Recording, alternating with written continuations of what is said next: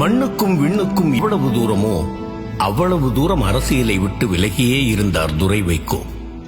தன் கண்ணுக்கு நிகரான மண்ணுக்காகவும் மக்களுக்காகவும் ஓய்வின்றி உழைத்து உழைத்து தாய் நிகர் தலைவர் உடல் நலம் கொண்டு இருந்த உருக்கச் சூழலில் தொய்வின்றி கழகத்தை முன்னெடுத்துச் செல்லவும் தூய தொண்டர்களான எங்களின் கரம் பிடித்து வெல்லவும் வாருங்கள் துரை அரசியலுக்கு என்று தென்திசை குமரி முதல் திருத்தணி வரை பரவி வாழும் பாசத்தோழர்கள் அரசியலுக்கு துரை வைகோவை வரவழைத்தனர்.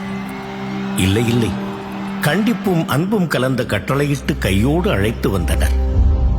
அரசியலுக்கு வந்த அந்த நாள் முதல் திருச்சி நாடாளுமன்ற தொகுதியில் வாகை சூடி மறுமலர்ச்சி திமுக தோழர்கள் முகத்தில் பெரும் மகிழ்ச்சியை மலரச் செய்திருக்கும் இந்த நாள் வரை துரை வைகோ அவர்கள் கொடுத்த உழைப்பும் உதிர்த்த வியர்வையும் கொஞ்ச நெஞ்சமல்ல.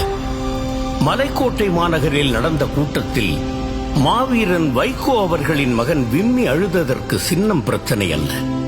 என் அப்பாவும் எங்களின் அப்பாவி தொண்டர்களும் தியாகத்தின் திருவுருவங்கள் என்ற வார்த்தையை துரை வைகோ அவர்கள் உதிர்த்த போது அவர் உதிரத்திற்குள் உருவான கட்டுக்கடங்காத பாச உணர்ச்சியே அவர் கன்னங்களில் உருண்டோடிய கண்ணீருக்கு காரணமாகும்.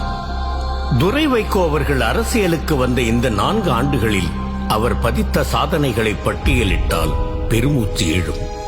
மாற்று கருத்து உடையோரின் மனமும் தொழும். உத்தமர் வைகோவின் வரலாற்றை உலகறியச் செய்யும் மாமனிதன் வைகோ ஆவணப்படம்,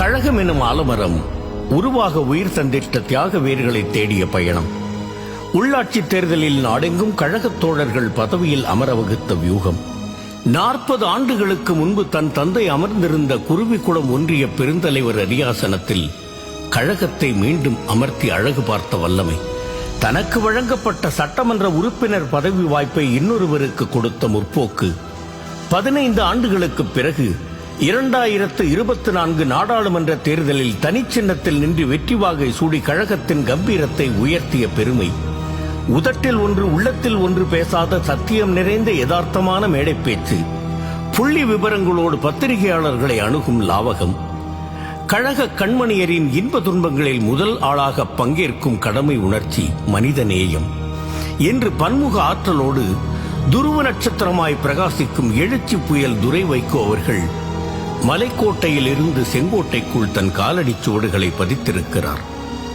விடியும் கழகத்தின் கிழக்கு, வெற்றி ஒன்றே துரை வைகோ அவர்களின் இலக்கு.